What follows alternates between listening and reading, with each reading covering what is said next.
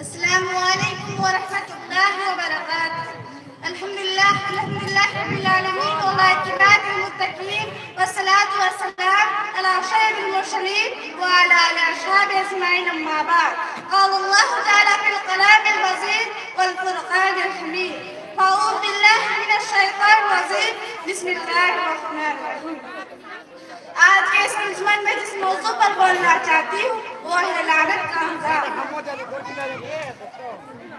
میرے پیارے بہنوں، ابھی آپ کے سامنے حدیث پڑھی گئی ہے جس کا کہنا یہ ہے، اللہ کے نبی صلی اللہ علیہ وسلم فرماتے ہیں لیس المؤمنون بالطعان واللیان، نہ تو لعن کرنے والے آدمی مومن ہیں، ولا الفاسق نہ فاسق کرنے والے، ولا البذیع نہ ہی خدا خواہی کرنے والے۔ لیکن اس حدیث سے معلوم ہوتا ہے کہ جس کے اندر ایمان ہوتا ہے وہ کسی کو لعن طعن ملامت اور سرزنش اور جھٹکاتا اور بھڑکاتا ہے۔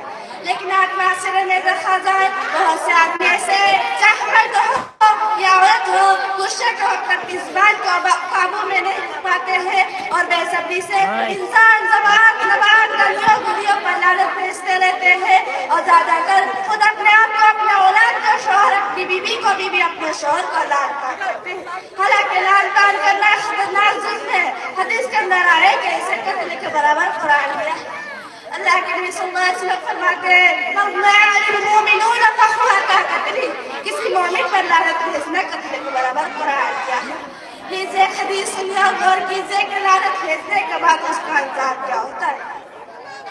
حضرت ابو ذر رضی اللہ عنہ سے روایت ہے کہ نبی صلی اللہ علیہ وسلم فرماتے ہیں ان اللہ تعالی لعن شیء شدت اللعنات ابواب السماء جناحا، ویسے جب کوئی انسان کسی چیز پر لعنت کرتا ہے تو وہ لعنت آسمان کی طرف اٹھتی ہے اور آسمان کے دروازے بند کر دیے جاتے ہیں، پھر زمین کی طرف پلٹتی ہے تو اس کے بھی دروازے بند کر دیے جاتے ہیں، پھر دائیں بائیں دوڑتی ہے حتیٰ کہ جب تک اس کے کوئی نکلنے کا راستہ نہیں ملتا تو اس چیز کی طرف پلٹتی ہے جس پر لعنت کی گئی ہے، اور لعنت کے اقدار نہ ہو تو اس کے کرنے والے کے اوپر برستی ہے۔ اب آئیے لعنت کے انجام کے بارے میں ایک واقعہ سناؤں۔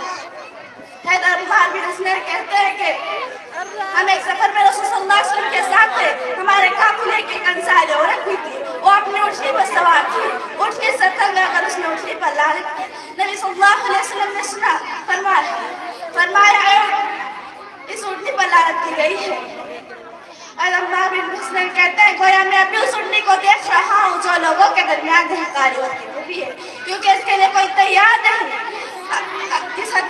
ایک حدیث میں جس میں نبی صلی اللہ علیہ وسلم نے خاص طور عورتوں کو لعنت سے بچنے کے لیے ذمہ دیا، فرمایا عورتوں سے کہا خیرات کرو، میں نے معراج کی رات دیکھا تم عورتیں بے کشے جہنم میں جاؤ گی۔ عورتیں نے پوچھا اے اللہ کے رسول اس کی وجہ کیا ہے؟ تو پھر آپ نے فرمایا تخسرون اللعان، تم لعن طعن بہت کرتی ہو، وتغفرون الشعائر، اور شوہر کی نافرمانی کرتی ہو۔ اس حدیث سے معلوم ہوتا ہے کہ زیادہ تر عورت کی طرف سے ہی لعن طعن ہوتا ہے، اور اسی لعن طعن کی وجہ سے عورت کو جہنم میں جانے کا ذکر ہوتا ہے۔ البتہ اتنا معلوم ہے کہ لوگوں کے درمیان لعنت بھیجنے کا سبب اور بنیاد ہے، یا جیسے قرآن میں ہے لعنت اللہ الظالمین، ظالموں پر اللہ کی لعنت ہو، یا لعنت اللہ المکذبین، جھوٹوں پر اللہ کی لعنت ہو۔ میرے اسلامی بہنوں، ہمیں چاہیے کہ جیسی بھی حالت ہو آگے جا کر کسی معاشرے شخص یا اولاد یا وغیرہ چیز پر لعنت بھیجنی جائز نہیں ہے، کیونکہ اس کا انجام نہایت خطرناک ہے، اور بے صبری اور شکر کا دامن نہ چھوڑنا ہے۔ آخر میں اللہ تعالیٰ سے دعا ہے کہ ہمیں دوسروں کی لعنت سے اور دوسروں پر لعنت بھیجنے سے بچائے۔ آمین۔ وآخر دعوانا